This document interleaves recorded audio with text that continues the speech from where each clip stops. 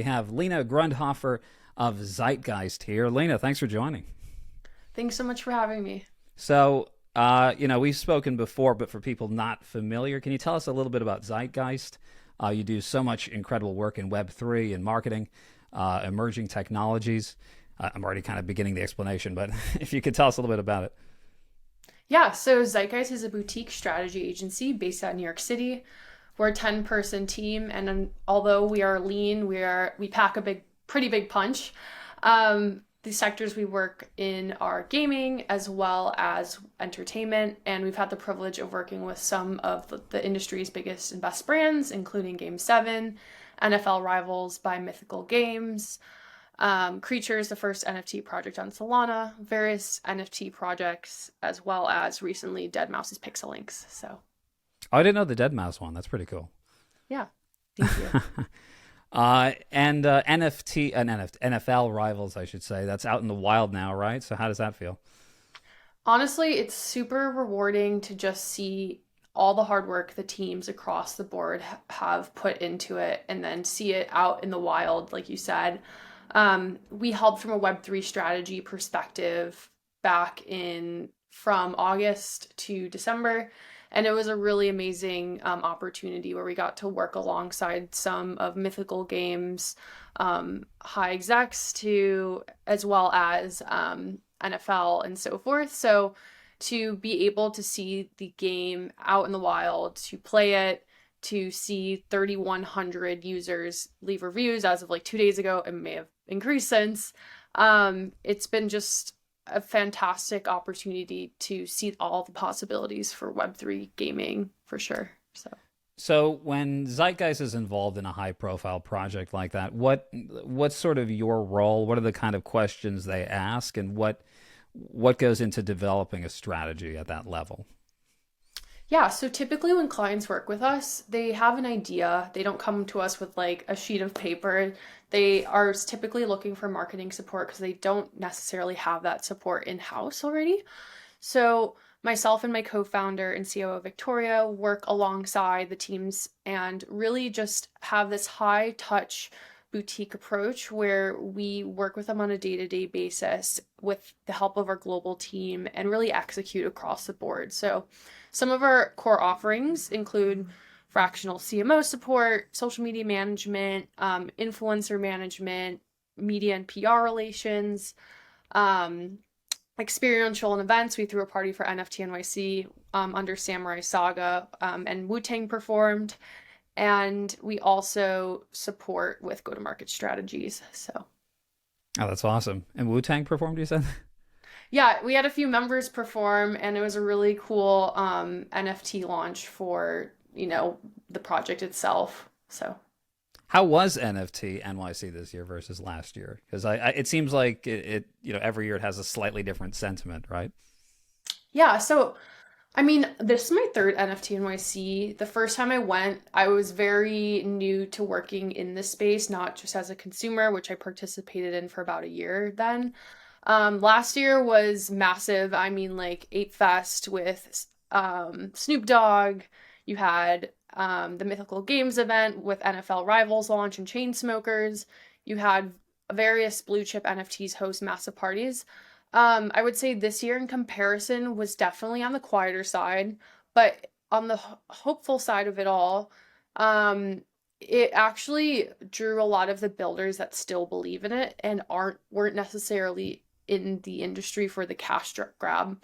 So for those that don't know, a cash grab is when people typically enter the space to make money, and they're really just here because they see opportunity for a quick, 10x or what and so forth. And you can do that as an investor, you can do it as a business. But realistically, in 2023, a lot of the true believers in decentralization, in crypto, in Web3 and NFTs are here to stay. So it's really just amazing to see that on the other side of the coin. Yeah, you're the other side of the coin. Yeah, no, you're right. In a sense, last year seemed like it was mega, mega hype, right? You had like Quentin Tarantino and every potentially high-profile name there, like you're saying. And then you're saying this year was much more substantive in a sense, people who are really building the projects who sort of see the future of this technology. Um, So maybe a little more subdued, but a little more technical, I guess you could say. More long vision conversations. Definitely. I mean, we had the privilege of speaking at the conference for the first time, and also I was in Times Square, which was really awesome to Congrats on that, see. by the way. So cool. Thank you. But to be honest, like a lot of the satellite events or offsite events was where the real magic, networking, and business development happened. We were briefly on site, and I would say because it was at the Javits Center and the ceilings were high and it's way grander of a space as it's the New York's premier conference center, it just made the crowd seem a lot smaller. But that doesn't mean it was small to begin with. I believe there were like 10,000 participants forecasted, I think, across NFT NYC. But a lot of the true real networking happened offsite, and that's where we primarily played. So I know you were saying you were on some panels about sort of this convergence of AI and Web3. And something that strikes me as interesting, I'd love to get your input on it, is AI sort of stealing the thunder of the Web3 conversation? Because to me, they converge beautifully, but I feel like there's this kind of weird press narrative, almost like they're against each other or something, like Web3 versus AI. I'd be curious to hear your thoughts on that. yeah, so it's interesting. I think about a few months ago there was like this whole debate in with people in the industry on whether AI and Web3 fell under the same category. And then you had companies like McKinsey releasing reports saying AI is under the Web3 umbrella. And I think that kind of took a few people by storm just because like people were not expecting it.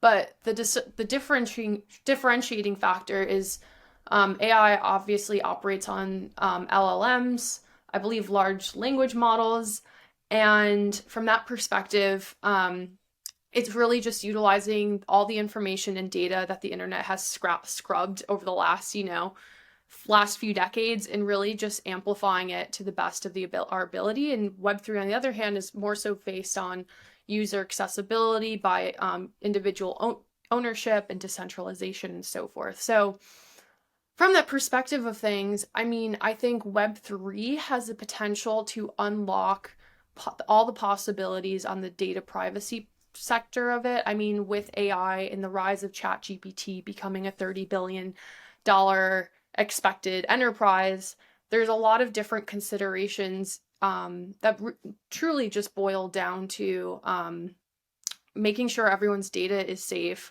making sure enterprise data is safe, making sure the right keys don't get into the wrong hands, and making sure AI is used in a positive way, because what we're seeing right now is this new period of innovation. And I've heard some people call it a fad, which I personally don't agree with. The AI part or the Web3 part? The AI, Really? Like yeah, even after watching all of what's just happened? yeah. That's I stunning to think me. it was more so out of like they're learning about it, but they don't necessarily know like Wow. its impact yet. Um, but it's truly not going anywhere, and everything is becoming accessible at the edge of our fingertips. From globalization opportunities with new jobs to freelancing opportunities for people just starting out in college or high school even, to dating profiles to the arts and so forth. So it's just impeccable, all the different things it's unlocking, to be honest. So No, I mean, it's funny. I am surprised to hear anyone would say it's a fad. I mean, to me, and I saw it in my own job, you know, it's almost terrifying in a way how fast it's accelerating. I mean, I don't want to sound alarmist. I know some people are getting very alarmist. I think I'm an optimist on this technology. But when you look at the world just several months ago and what you're capable of doing now, it's a night and day difference. And we're just getting kicked off here. So it's not, I don't think this is going away unless we choose to maybe eliminate the tech, I guess, right? absolutely. And I mean, like, a lot of people are still learning as we go, and a lot of people that have entered the space are, AI consumers, such as myself. I wouldn't call myself an expert because some people have dedicated their whole lives to this, but I do think it's at the forefront of my industry, which is obviously marketing. And sure, it's a buzzword right now, and a lot of VCs are gravitating towards that buzzword. But in my honest opinion, it's not going to slow down. It's only going to enhance everyone's technology. It's only going to help thought starters become easier. And the world is just becoming more seamless and so forth. So, What are the tools that you've been using that, as a marketer, uh, an AI marketer, not an AI marketer, but as a marketer using AI, is there anything that stands out? Anything that you've been seeing? I mean, to be honest, like every day is different. There's not one tool I typically use outside of like Chat GPT for just like high level, okay, I need like just a thought starter to get like Right. my wheels spinning. But I came across Aomni recently, which is a research report tool that like you give it like a task and then it kind of just breaks down like, okay, how can you expedite this idea and break it down to a bunch of more digestible ideas?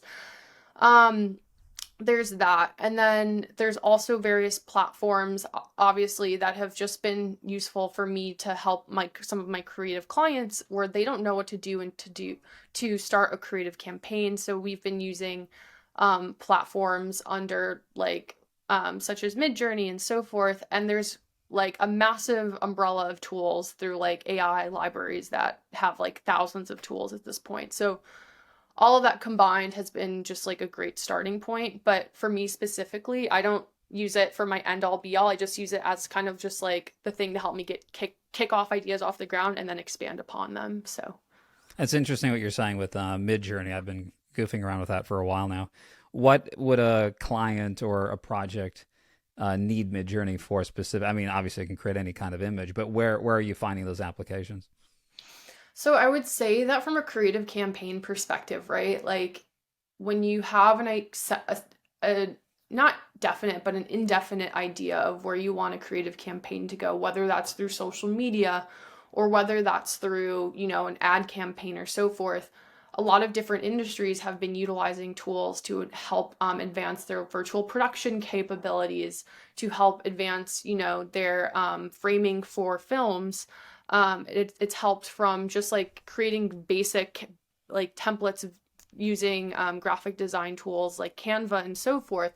So there's a lot of possibilities that have been unlocked more recently, but I think we're just really just dipping our toes in the water. So Right. And I guess like prototyping and things like that, you can kind of create hypothetical products very quickly.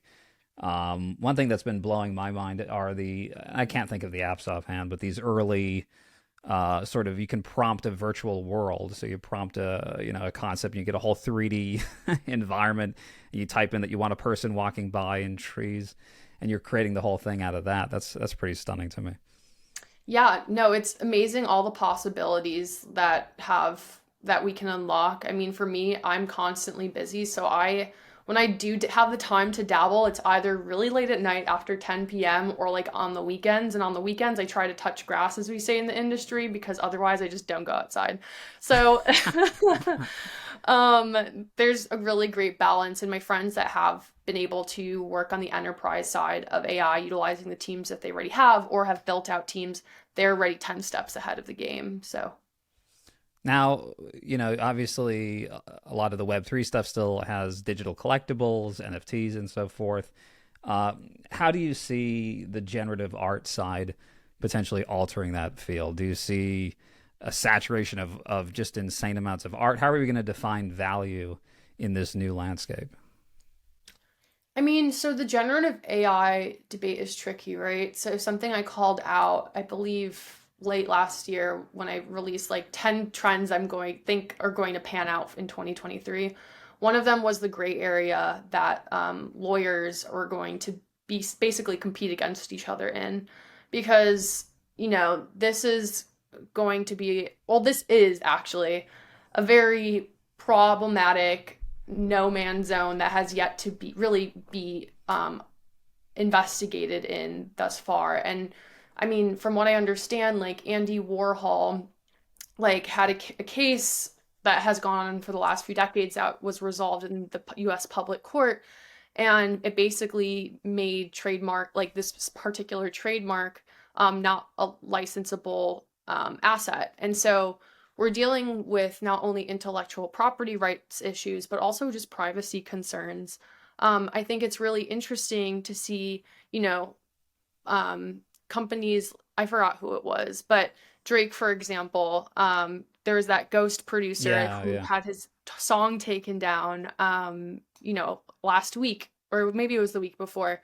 And then you have Grimes, on the other hand, say, hey, if you want to use my music and utilize some of the trap or utilize my voice, I will give you 50% I love royalties. that. So instead, she's empowering creators to make music. And like even Peter Gabriel is teaming up with Stability AI to really to have to give them to give I guess people who want to participate access to his songs to create videos and animations to compete for tickets and money. So I think there's no reason to hinder and stop creatives in universities and so forth to begin with when it's already here and it's not going anywhere. So Now I know this is a sort of more of a legal question, but do you think this is just going to be legal craziness in the next coming years? Because I kind of imagine what you're saying when you can take someone's voice, when you can take someone's music, remix it. I think you were mentioning we also are seeing artwork that's obviously borrowing from many different artists. I mean, it just seems impossible to even begin to know how you dissect all this. yeah, I mean, debates are raging about ethical AI, and right now it's nowhere near ethical because, like, again, we're in this completely new era of technology that is utilizing every single piece of information that's being uploaded in real time and pushing it out. So, like, even a few weeks ago, I think a few internal Samsung employees released some proprietary information, and then it was later discovered that ChatGPT repeated that proprietary information back to the public. And it's like no Wow. one's information or data is safe. And I think, companies like Salesforce and Microsoft, with what they are building, are going to help us, wind it back from that perspective. So, Yeah, that's a really powerful point. You're right, because so many people have jumped on and they're not aware that the systems are learning on the information they're putting in. So anything that's proprietary, any kind of patents, any kind of secretive company documents could just be now a part of its larger base. Um, yeah, it's going to get really precarious and interesting. I guess yeah. as a marketer, where do you begin? Like like people who are not at all aware about this stuff. You and I kind of know a little bit. I think we've been goofing around with it, but what do you tell people when they're just saying, "I want AI, I want Web3." What's a good starting point for a company? What should they ask?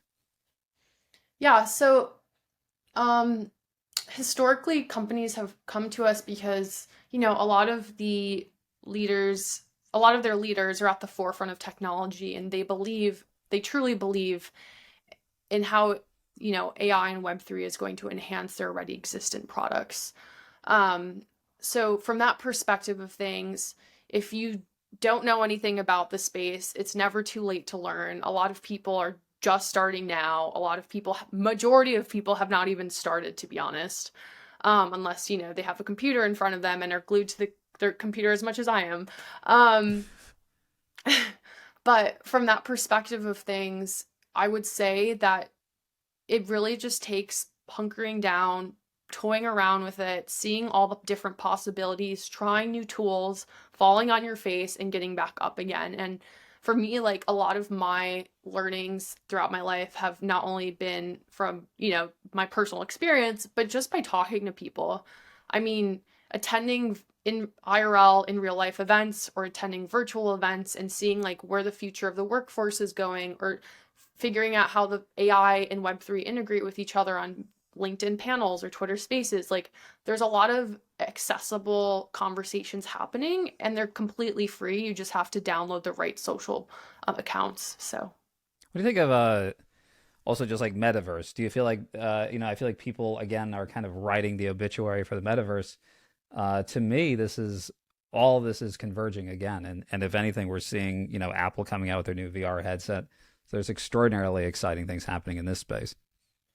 yeah, I mean, to be honest, like, there was a drier period towards the end of the year after the whole FTX debacle, and we saw blockchains like Solana unfortunately get hit and so forth. But like, the communities are very much still well alive. I mean, the products, through, Sandbox or Axie Infinity have dwindled down, but that doesn't mean that's going to be the conditions that we see, a few years from now during a bull run, let alone 10 years from now. I think the metaverse is, typically it's more of a grandiose idea, but at the end of the day, the products that are being built are happening behind closed doors, and companies, the top gaming companies like Riot and esports leagues are entering the space very quickly. They're just, building quietly. And then additionally, on the entertainment side, we're seeing various Netflix shows as well as movies enter the space, like you said, with Quentin Tarantino dropping his NFT collection. And that's just like a drop in the bucket, right? So Right.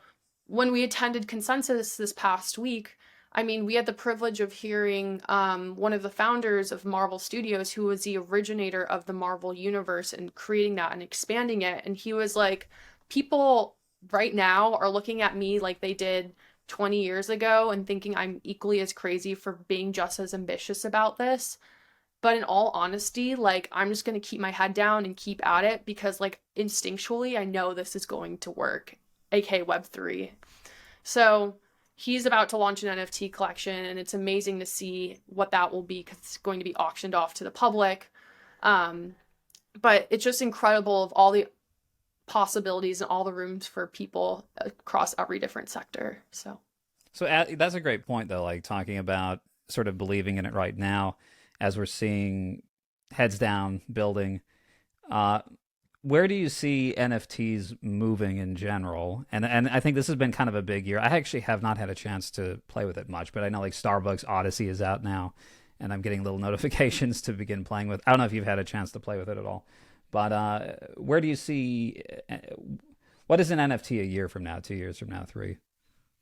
So, I mean, 2021, March of 2021, obviously it really hit the masses with Dapper Labs and a lot of different NFTs going to market, including Bored Apes, historical NFTs prior to that, and so forth. And the PFP rage was all the hype. And that, in my opinion, lasted about a year, maybe a year and a half, before obviously, the whole Ukraine Russia domino effect happened in March of last year. Um, as we expand this, I mean, after talking to people of various backgrounds, ages, careers, and so forth, I think NFTs are increasingly being pointed in the direction of being a tech enhancer, but it's like not the end all be all.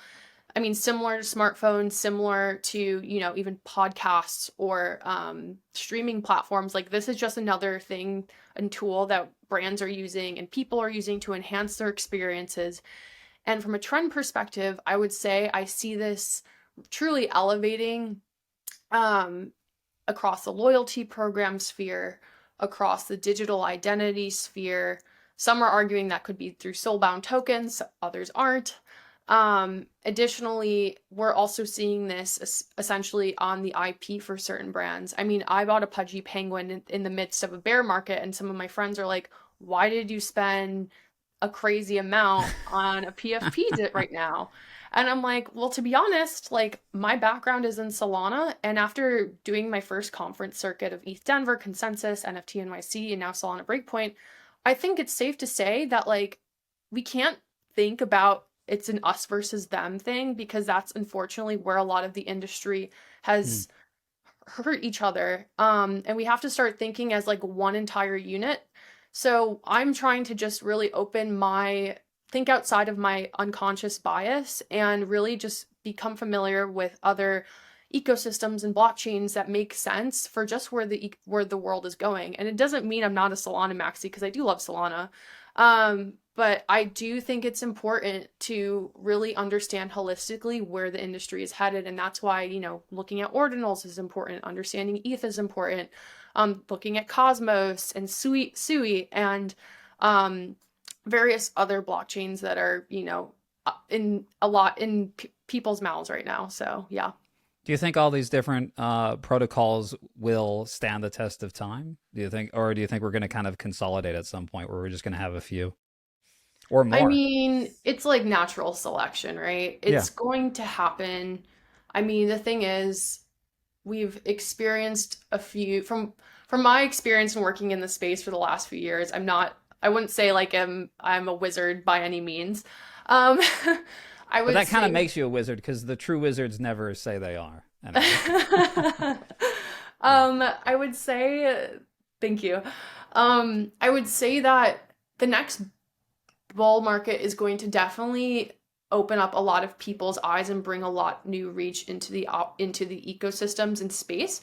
So yes, there will be a lot of convergence, but I think there's also just a lot of cultural differences between even who Solana attracts versus who ETH attracts. And we're seeing that as like, people who more, I mean, for example, ETH on one side, like the average consumer, what I picked up on was like in the more millennial age bracket, and they're way more comfortable and eclectic in their own skin, and they understand the tech side of it. And then when we were at Breakpoint, everyone was wearing black. It was a lot more dev focused, but it was way more accessible because obviously the the fees really created this like different gap of like opportunities for people to enter the space. So I think originally there's going to be everyone, separately revolving and I guess more so going into their unique groups, but eventually it's at the end of the day all the same, to be honest. So It's interesting you were mentioning sort of having a holistic view of these different protocols. Do you find most people are adopting that, or do you really find that like there are the true Solana maxis, Solana to the death, ETH on the other side, Bitcoin, Doge, not really Doge, but all the Doge developers out there. But like, are you seeing people kind of moving into their respective camps, or are you starting to see this kind of way of thinking like, hey, we need to, be able to collaborate and work together and find a way to build a bigger ecosystem than any one? I mean, to be honest, I think like in the last like 6 to 8 months, I mean, even like OpenSea, Blur, now Magic Eden have tried because they were competing with each other. They realized from like just a market share perspective, they had to diversify. And that opened up a lot of different opportunities and doors for the average consumer. But realistically, like each ecosystem is like its own tribe within itself. And of course, we're gonna always have the maxis and always have people that are end all be all fans, like just like sports, and so forth. But it doesn't mean that is the absolute answer. And to answer your question, I don't think most people do think when I speak to most people, I think they stay within the parameters of what they know, which is like one or two blockchains. And I mean, a lot of ETH people look at ETH or they look at other layer twos or like that touch them, like Polygon and so forth, or they look at Bitcoin. But when I was with some Bitcoin maxis in ETH Denver, they just like jokingly like laughed at me and were just like, "Oh yeah, Solana, like good luck." And I was like, "Thanks." Like It's like a Bitcoin snobism. exactly. But That's like so at the end funny. of the day, like I also went into the conference like kind of like just like looking around being like, wow, this is like so different. People are wearing like funky like one piece like pajamas around the conference, but like At meanwhile Bitcoin. no at East Denver, Oh, but okay. like from a call and I come from fashion, so I notice these things. But on the other side of the coin, like Solana Breakpoint, like it was a lot more athleisure, all black, and I think it just really speaks to the culture of like what is cool within the confines of each ecosystem. And ETH is a lot more, I think, experiential. They're a lot more eclectic in their campaigns. They really do try new ideas and so forth, and that may have even been why DGOTS moved over besides a few other variables. So So which chain is the most stylish right now? I mean, stylish to whom? Like, are we I guess talking that's true. about like the NFT consumer, the tech consumer? I guess the developers, like when you're at the conferences, like who do you think has the best style right now? Is it the Solana people? They seem like they're pretty stylish. Style wise, You got Solana spaces, you got sort of the digital thing going, you've got a certain polish, right? I would say Solana has more convergence of Gen Zers and millennials. On the other side, I'd say Echo. ETH, ETH is, I think, just people who are in ETH, they have more money to play with. And typically that means they are, like 28 and above. So it's just interesting to say that. But from the dev perspective, like I would say, from a scalability perspective, Solana has a massive and amazing community. Polygon is crushing it from a BD Hmm. perspective, but I don't necessarily know too much about it yet, to be honest, as it's just building behind closed doors. And then ETH, on the other hand, I mean, there's a lot of different protocols and tools that we saw firsthand at this conference, but didn't unfortunately have the time to stop by the booths. But it was really amazing to see all the infrastructure being made, whether it was decentralized social platforms or so forth. What about on the Bitcoin side? Are people optimistic that there are more possibilities for development on Bitcoin, or is it more just the store of value, and that's kind of the main narrative still? I would say, I mean, from a third party consumer perspective, like with ordinals and where the NFT market is going, there's a new market cap being reached every day and it's growing exponentially. I think the big money is now playing there because obviously there's a lot more to win and there's also a lot more to lose. Um, but with that being said, like why would you play on a way smaller blockchain when you have that accessibility at the forefront, you know? But from a Bitcoin perspective, I mean, like, you have your Bitcoin maxis. I think ETH, there's a conference happening. I'm blanking on the name right now, but in Miami soon for Bitcoin, um, or Bitcoin Miami. So it's interesting just to see how it's attracting different focus groups from that perspective. So. So when you talk to people, are they feeling um, the heat at all in terms of, the media has been very skeptical of crypto blockchain projects this year. I think we've definitely seen a difference this year versus last year. I think it's a great point we were talking about, that the development is kind of the focus now. Um, how do you see when you speak to either clients, average people, or developers? How are they impacted by this sentiment? Are they unfazed? Are they more cautious? What's the sentiment there? I think I think from a industry perspective, people that are in the space at this point believe in it. People that were in it for the cash grab and the money have left and they've kind Yeah. of just gone off the radar to no surprise. And then from a consumer perspective, I have friends, texting me or messaging me every day, just being like, hey, I want to enter the space, but I don't really know how to get involved. And I think they're just trying to find their entry point. But until, the economy is at a better state again, um, I think that's when we're really going to see this entry point. And like, meme coin season is happening through, various tokens like Pepe gaining recognition more recently and so forth. And like for me, like Dogecoin was my entry point back in 2020. So Really? I That think, was your very first? yeah. So Gotta it, love it was Doge. Yeah. we love Doge in this household. It is just likable, regardless of how ridiculous it is. It's just likable for some It reason. is very likable. And funnily enough, there's this like Doge Lamborghini, like a Lamborghini with Doge faces all over it. And I saw it at ETH Denver and I also just saw it at Consensus this past weekend. And like people are literally dedicating their entire lives around like this character, like head to toe wearing it. And like maybe it's because are a success story. But I think it's just really interesting because like now it's not only people's digital identity, but it's also their IRL identity as well. So Well, I would love to see, something. I know, Elon Musk always mentions it favorably of being the most ironic of the different tokens out there.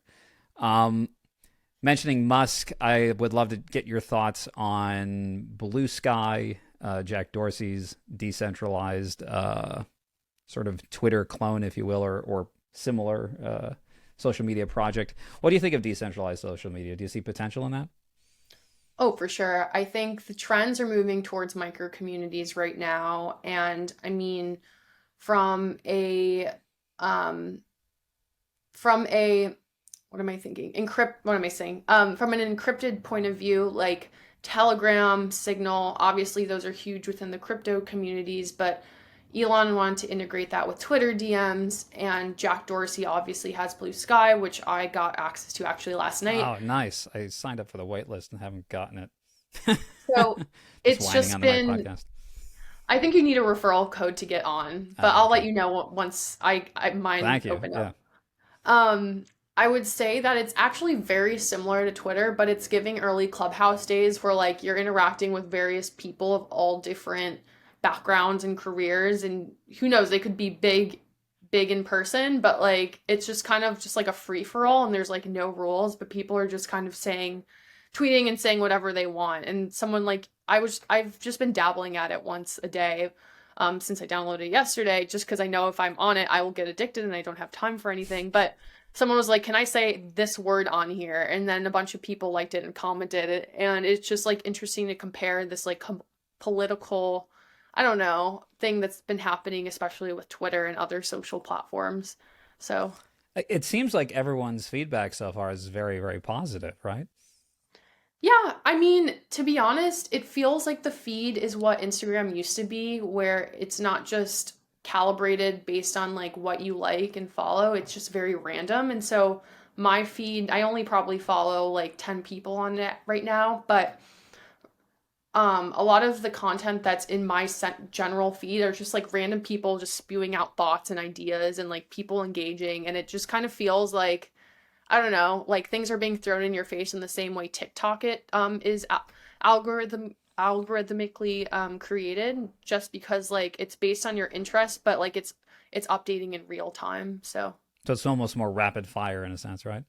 yes, correct. So this is something that I keep coming back to, and I'm always curious about it. And it's sort of a threat to all social media. We're looking again at this AI thing, deep fakes, generative AI, the kind of language models that we're seeing that can produce posts. How do you think networks like Blue Sky or Twitter or anyone for that matter, what do you think they need to do to protect themselves against um, fake accounts, misinformation? I mean, these are going to be huge topics we'll be discussing for many, many years to come, I'm sure. I'm asking you a very easy question here, just Yeah. coming up with a solution on the cuff. To be honest, to start, I would be like, yes, test out everything, test out the waters, jump in deep, and like I said, fall on your face. But note, be aware that the information that you input is going to be in their system forever, and I don't think Mm, a lot of consumers are aware of that. Um, for example, there's just like the possibilities, like I mentioned with Samsung and a few of their employees, unfortunately having to get the boot after, the proprietary information was released. Additionally, it's like once you have an original idea and it's in the ether, it is not yours anymore. And we are right. seeing this from an artist ownership perspective. We're seeing this from just like a data aggregator perspective and so forth. And I think it really comes down to just being mindful of what you input, um, trying to, take a stab at it at least for 15 minutes a day, even if you don't have time to take a stab at the tools, but learning about it. I subscribe to Ben's Bites, I believe, and that's been great for helping me just stay up to date with what's up and coming in the AI space. And really just like keeping your nose on the social channels to see like what's been working and what hasn't. Um, for example, this guy utilizing a platform called, I think, Do Not Pay, which is like your robot lawyer, allowed this guy to save like 217 bucks on his like monthly charges just by like canceling all these additional subscriptions he didn't need and so forth. And what he was going to utilize, or what he's hoping to do with that information, by this basic bot that he set up, is try to save $10,000. And if you can save $10,000, that's a huge amount of money for like the average person, to the point where you can go on a few vacations if you wanted, Yeah. or you can like put down a loan to a house, and depending on where you live. So there's a lot of really cool AI possibilities, but you just have to be hyper aware of what there is to lose as well. So I think that's a really great point. And I think that's always been kind of the social media thing. People put stuff out there, and there's almost a sense that they forget that people are actually reading it and that it doesn't just get read, it gets permanently posted on the wall for all eternity, so to speak. Um, Yep. I saw you in a recent conversation. I thought this is kind of an interesting segue, discussing AI and some of these different tools. Um, what do you think is going to happen in terms of ownership of the content we produce, right? Because that line is blurring completely. Like it used to be, you put out a tweet, or you're on Blue Sky, and you at least own that. But if we're using all these new tools to generate for us, uh, I don't know, how do we define, if you're a university student and you write an essay and you use, say, ChatGPT, did you write the essay, or how do we draw those lines? I mean, right now, different universities are explicitly writing the guidelines on how you can or can't use tools. So, for example, I have a friend getting her master's right now at a fashion school, and I have another friend who's finishing her master's at one of the the University of California schools. And both of those institutions have told them, like, use it as your starting point, cite it as that you used it, but don't like let it be your end all be all in terms of like asking it a question, copying and pasting over to a document. Because I think generally as time progresses, people are going to become generally lazier. They're not going to be able to think for themselves. I mean, even when I see some people post certain things on LinkedIn or Twitter, I'm like, okay, that's ChatGPT. Oh, that reply is ChatGPT. Like, that's not them. And there's tools and third-party platforms where you can plug it into your computer and so forth. And smart consumers, such as myself, can see through the BS. So I think it's just, again, becoming aware of like becoming aware that this is now the everyday norm and getting ahead of it, because even companies like marketing companies and agencies are having like their account managers or their employees push out work to their clients that is literally just copy and paste from ChatGPT, and then people are like putting it into a ChatGPT feed to only tell them that this is 100% ChatGPT. So it's just crazy because like most people aren't even thinking about this, but like I have to, because we have to represent Zeitgeist in the best way and most ethical way possible. So yeah. Yeah, I think that's a really great point. And understanding who owns content, we are still at that point, like you said, where we can kind of tell, I think, what is or isn't AI. But as we move ahead, I don't know if that line is going to be as easy to define. Mm-hmm. I know you got Jeffrey Hinton, I think I'm pronouncing it properly, who left Google now and is warning us all of what's to come. Um, just curious. I mean, I think we're both optimists in this, but do you ever think this is scary technology? Do you ever think about like AGI and I don't know, like are we going to get replaced just as people by these technologies? I mean, all the time, but I try not to sway on the negative side of things, because I truly want to be an optimist, especially given like we as professionals are at the forefront of this. And if we scare people away from it and we again put the keys in the wrong people's hands, then of course negative things are going to come out of it. But through these new advanced technologies, we're seeing people save time. We're seeing money being saved on the consumer side. We're seeing different enterprises and possibilities being built from the ground up through enterprise solutions. And that's just like, again, like a drop in the bucket, which is like the mind blowing part of it. And Mm-hmm. although, yes, there are a lot of legitimate concerns that come down to like cybersecurity or like getting access to additional third party countries, softwares or even AGI, as you mentioned, like what we can control is now, and what we can control is seamlessly integrating compliance standards that are crucially update themselves as emerging laws and things happen in real time. So I think with platforms and software integrations like that, we should see that. But again, I don't have a looking glass in the future, and just as much as any other entrepreneur, like it is definitely concerning. And not just as an entrepreneur, anyone. But I kind of agree though. I mean, it's like the potential is so huge, And we didn't even talk about like medicine and the implications of being able to cure illnesses and the creative mechanisms at play. Um, but yeah, there's something extraordinary, and I think sometimes it's hard for us to comprehend developing something that is actually would surpass us intellectually. I think we always feel like we're in control.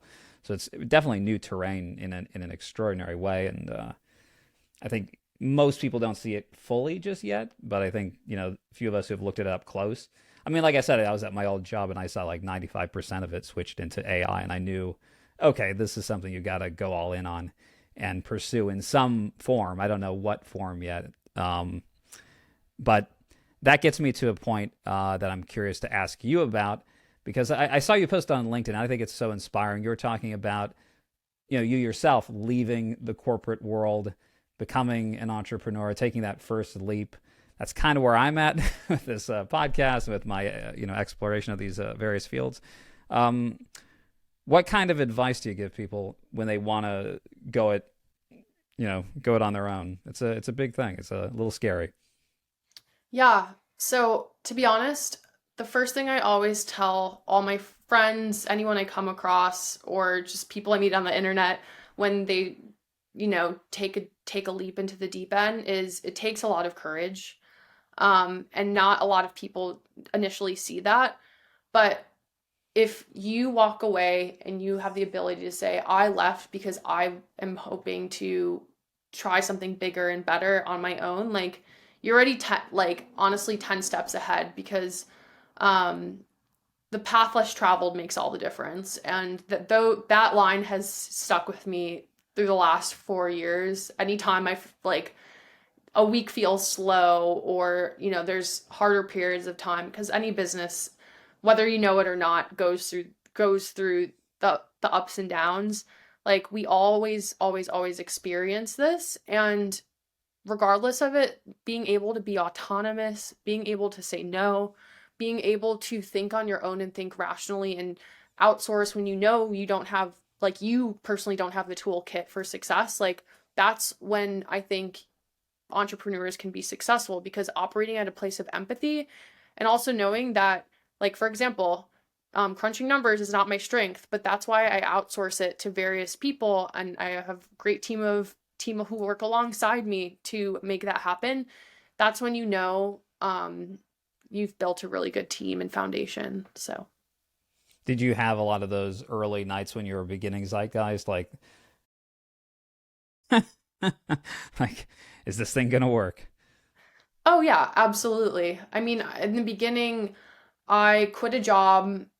I didn't necessarily know what I wanted to do. I got Fiverr Pro status, which fortunately allowed me to gain a lot of access to social media clients of all different industries. And that's where my first social media client arrived, which was Creatures, as mentioned, the first NFT Right, project on right. Solana.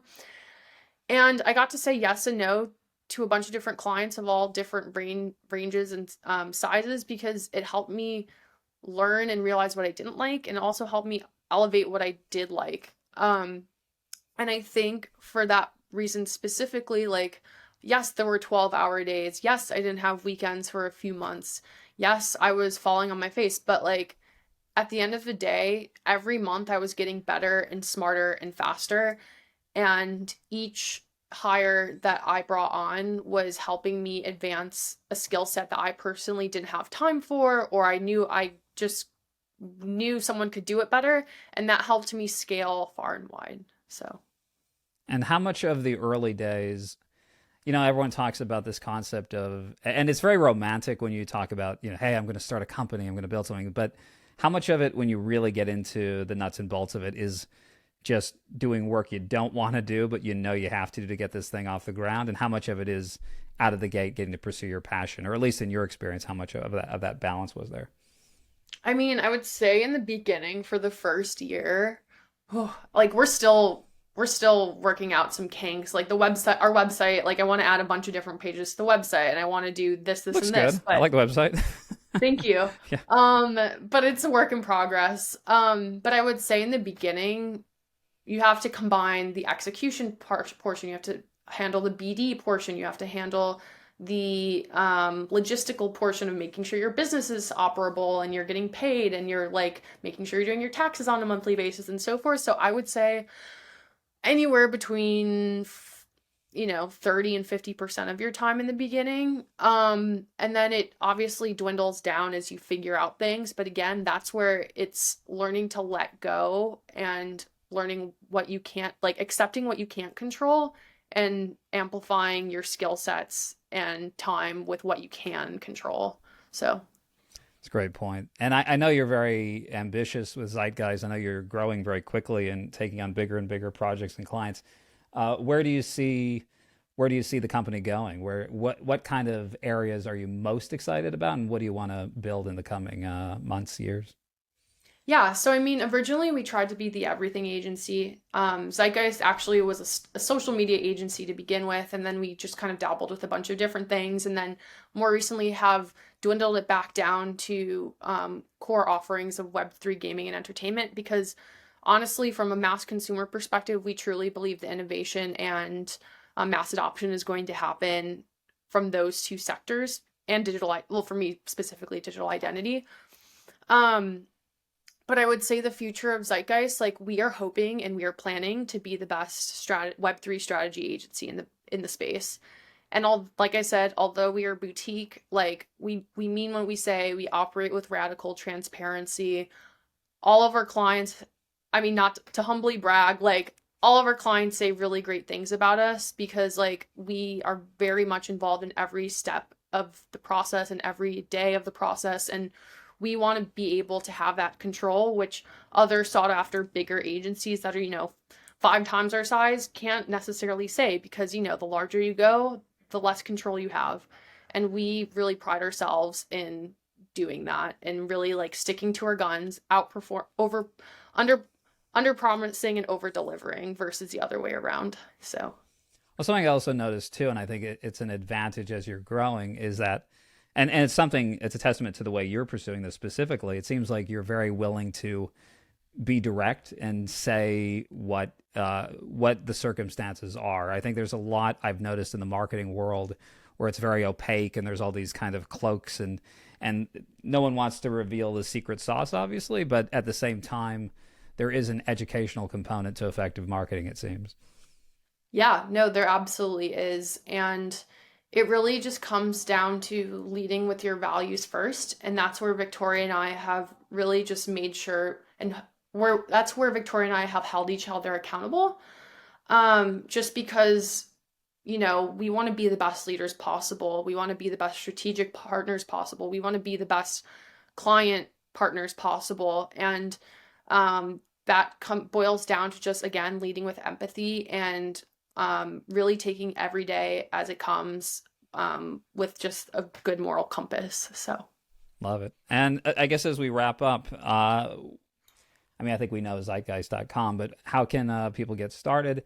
And then, of course, just curious if you have if there's like one takeaway for people as they leave this conversation that you would maybe emphasize. yeah, so if you'd like to get in contact with me on LinkedIn, I go by Lena Grundhoefer. Other than that, on Twitter and Blue Sky, I go by NFT Queen with 2 3s in the Queen instead of E's. All lucky Um, on Blue Sky already. and then if you want to check out Zeitgeist, we're zeitgeist.com with the 3 is the second E.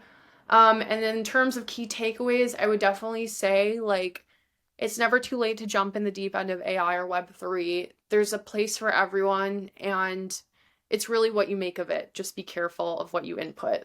So, Thanks so much, Lena. Thanks for joining. yeah, thanks so much for having Appreciate it. me. Thanks.